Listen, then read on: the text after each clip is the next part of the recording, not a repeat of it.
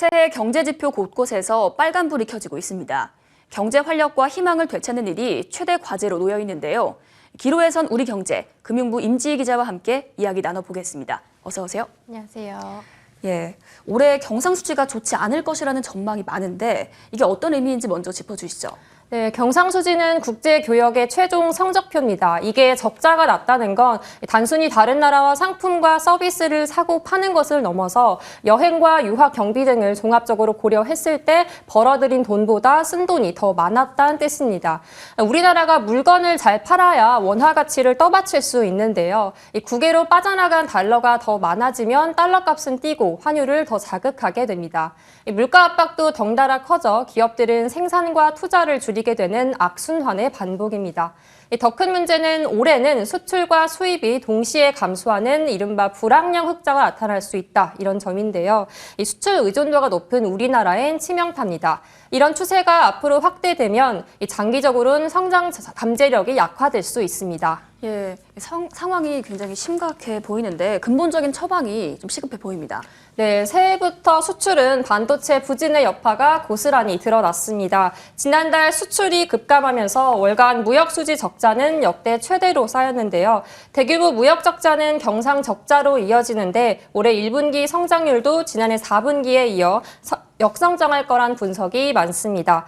우리나라 수출 의존도가 높다는 지적은 어제 오늘 일은 아닌데요. 이런 구조적 문제의 근본적인 해결책이 필요하지만 이 수출을 둘러싼 글로벌 경제 여건이 녹록지 않습니다. 일단 경기 둔화로 주요국 수요 자체가 줄었고요. 반도체 같은 주력 상품의 경쟁력은 대만 등 경쟁국에 따라잡히거나 뒤처지고 있습니다. 우리 수출의 최대 시장인 중국과 무역 수지가 넉 달 연속 적자인 점도 발등에 떨어진 불입니다. 여러 가지 여건이 수출 의존도를 줄이기는 만만치가 않다.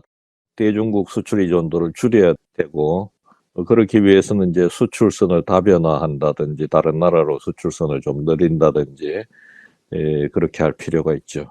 우리나라의 품질 경쟁력을 높여야 되고 기술 경쟁력이나 그야말로 성장 동력을 잃어가고 있는 모습인데 올해 국내 성장률 전망치는 더 비관적으로 기울었다고요?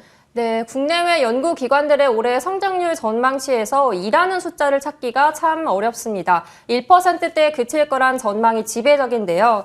경제협력개발기구와 한국개발연구원이 1.8%로 그나마 낙관적이고요. 국제통화기금과 한국은행은 1.7%, 정부는 1.6% 수준입니다.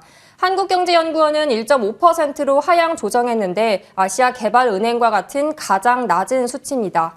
대내외 불확실성이 높은 만큼 기관들은 전망치 하향 조정을 계속 검토할 것으로 보입니다. 예, 이제 그럼 최대 관심은 금통인데 벌써 7번 연속 금리 인상을 단행했는데 이번에는 한번 쉬어가지 않을까 이런 예측도 있다고요. 네, 바로 2주 뒤죠. 오는 23일 한국은행은 기준금리를 결정합니다. 물가가 다시 뛰고 미국과 금리 격차가 더 벌어진 점을 고려하면 금리 인상은 불가피한데요. 하지만 경기가 빠르게 식고 있어 마냥 긴축의 고삐를 더 죄기도 어려운 상황입니다.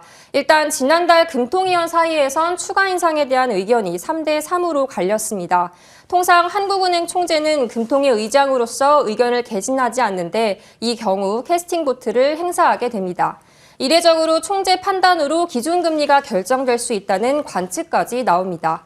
결과를 막론하고 이달 금통위에서 주목할 건 수정 경제 전망인데요. 앞서 이창용 총재가 언급했듯 성장률 전망치는 하향 조정할 게 분명하고요.